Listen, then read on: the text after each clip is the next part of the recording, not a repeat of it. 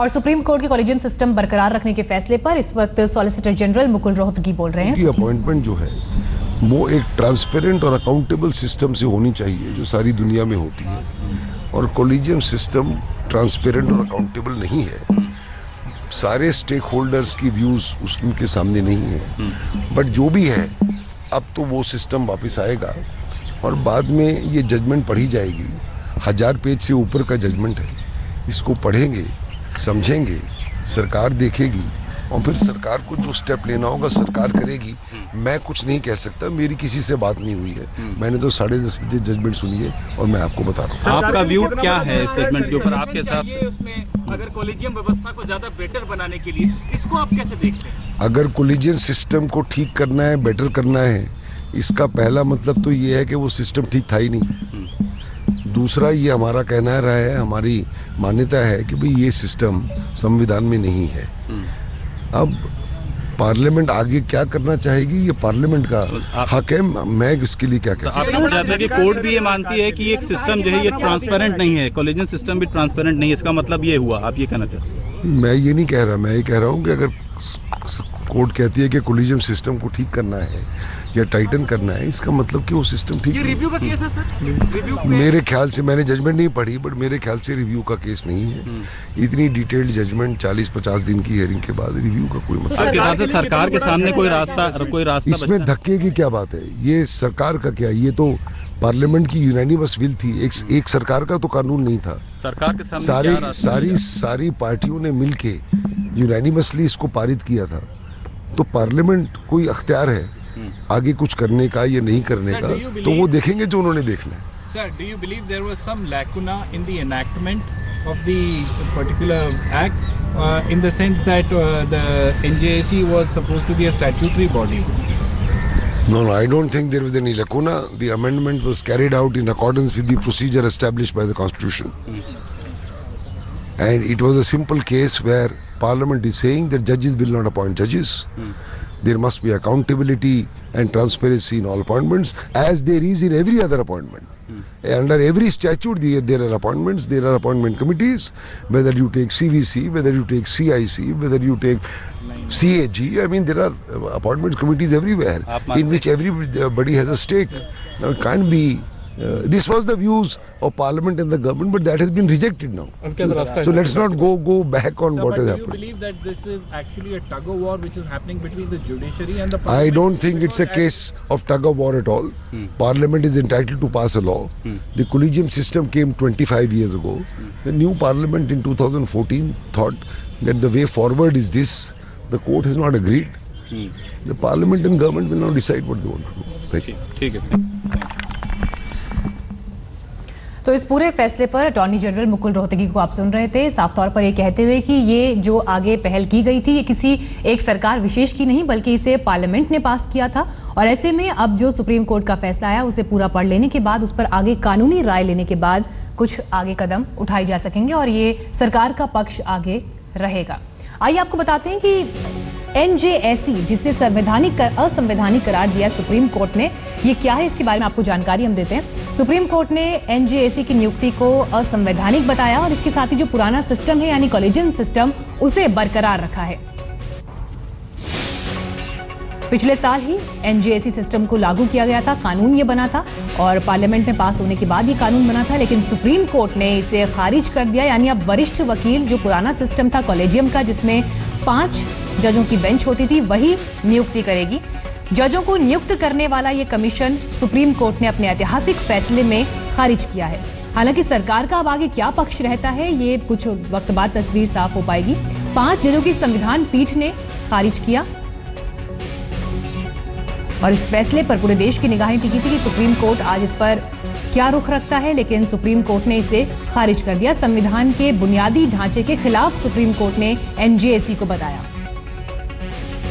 साथ ही ये भी कहा कि न्यायपालिका की स्वतंत्रता के ये खिलाफ है। संविधान संशोधन करके NJAC एक्ट को बनाया गया था, लेकिन अब कॉलेजियम सिस्टम से ही नियुक्ति होगी जजों की, यानी बाहरी दखल न्यायपालिका को चुनने के लिए, जजों को चुनने के लिए स्वीकार नहीं किया गया सुप्रीम कोर्ट की तरफ से।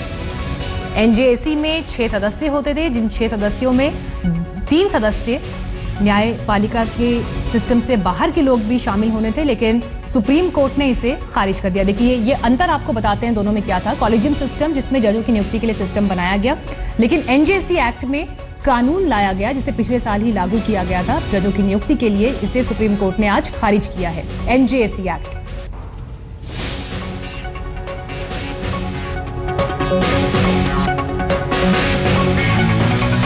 कॉलेजियम सिस्टम के तहत सुप्रीम कोर्ट के 5 जजों का एक बेंच होता है जो जजों की नियुक्ति करता है, यानी पुराना सिस्टम।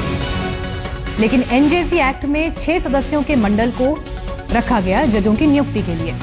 कॉलेजियम सिस्टम में मुख्य न्यायाधीश भी सदस्य के तौर पर शामिल होते हैं और एनजेसी एक्ट के तहत चीफ जस्टिस, सुप्रीम कोर्ट के 2 जज यानी 3 लोग ये होंगे। इसके अलावा बाकी जो 3 सदस्य हैं वो जुडिशरी से बाहर के होते हैं। एनजेसी में कानून मंत्री को भी सदस्य के तौर पर शामिल किया गया था।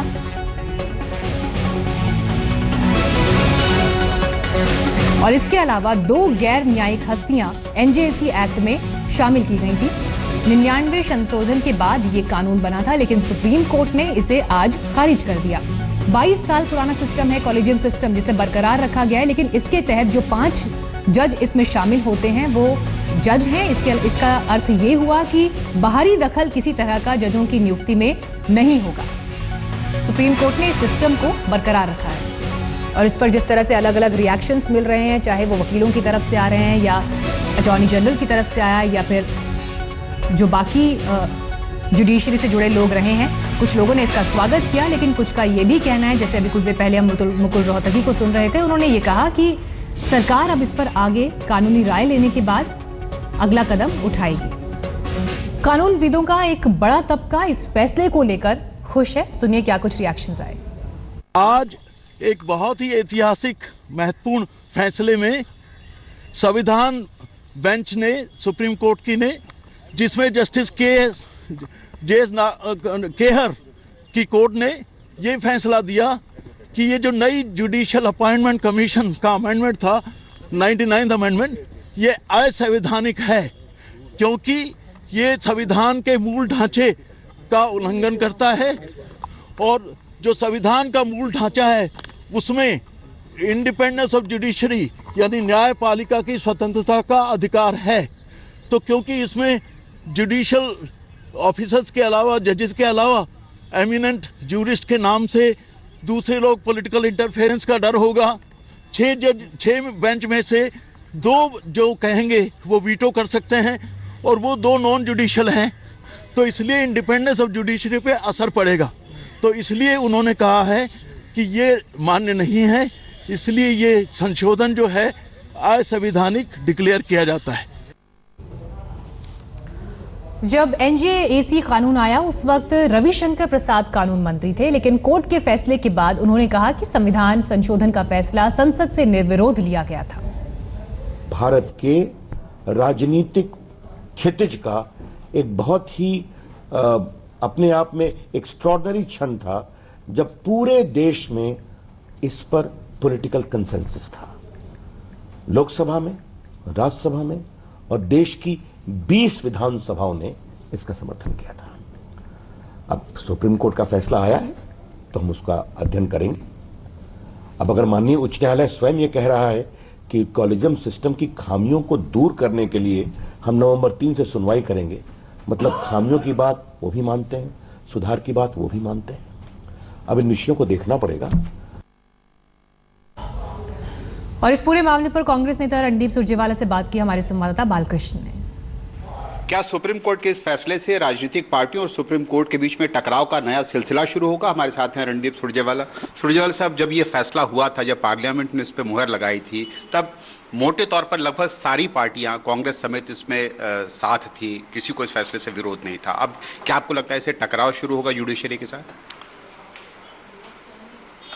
एक जिम्मेवार राजनीतिक दल के तौर पर हमें ये लगता है कि जुडिशरी में, खास तौर से हायर जुडिशरी की नियुक्तियों में किस प्रकार से पारदर्शिता और जवाबदेही लाई जाए, इसके लिए एक नई शुरुआत का ये मौका है।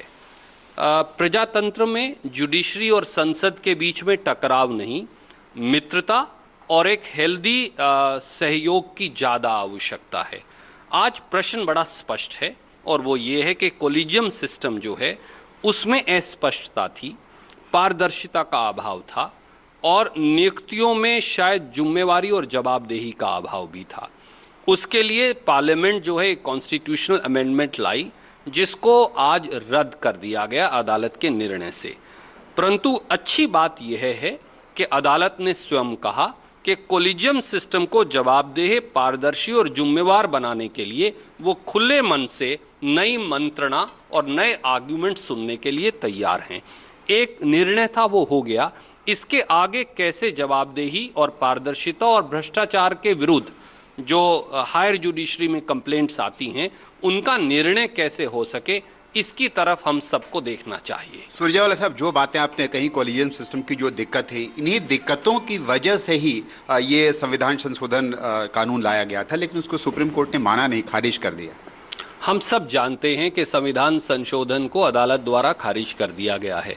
मैं एक बात ज़रूर कहना चाहूँगा, न्यायपालिका की निष्पक्षता, उस पर कभी प्रजातंत्र में अंकुश नहीं लग सकता, क्योंकि न्यायपालिका ही शासन की जवाबदेही सुनिश्चित कर सकती है और शासन पर संविधान और कानून का अंकुश लगा सकती है। इसलिए यह सर्वोपरि है। उसको सर्वोपरि रखकर न्यायपालिका की नियुक्ति की प्रक्रिया को कैसे जवाबदेह बनाया जाए, चुनौती ये है। मुझे उम्मीद है कि न्यायविद और प्रशासन के लोग मिलकर एक ऐसी प्रक्रिया का गठन अवश्य कर पाएंगे जिसमें दोनों पक्ष सहमत हों और प्रजातंत्र मजबूत हो। सुरजेवाला साहब, आखिरी सवाल मेरा ये है कि ये बात किसी से छिपी नहीं है कि सुप्रीम कोर्ट के जजेस का, न्यायाधीश लोगों का, उनका ये मानना था कि ये जो सिस्टम लाया जा रहा है वो एक तरह से पॉलिटिकल पार्टी, सरकार का इंटरफेरेंस है जुडिशरी में। ये एक मूल भाव था जिसको जजेस पहले भी व्यक्त कर चुके थे, कह चुके थे। आपको क्या लगता है इस फैसले के बाद टकराव बढ़ेगा? मुझे नहीं लगता कि प्रजातंत्र में कि हमारे भारतीय प्रजातंत्र की यही खूबसूरती है। संसद कानून बनाएगी, संविधान में संशोधन करेगी और संविधान की परिधि में उसके आंकलन की जिम्मेवारी वो न्यायपालिका की है, हाई कोर्ट्स और सुप्रीम कोर्ट की है। इसलिए प्रश्न टकराव का नहीं, प्रश्न एक हेल्दी मित्रता का है, एक स्वस्थ मित्रता का है।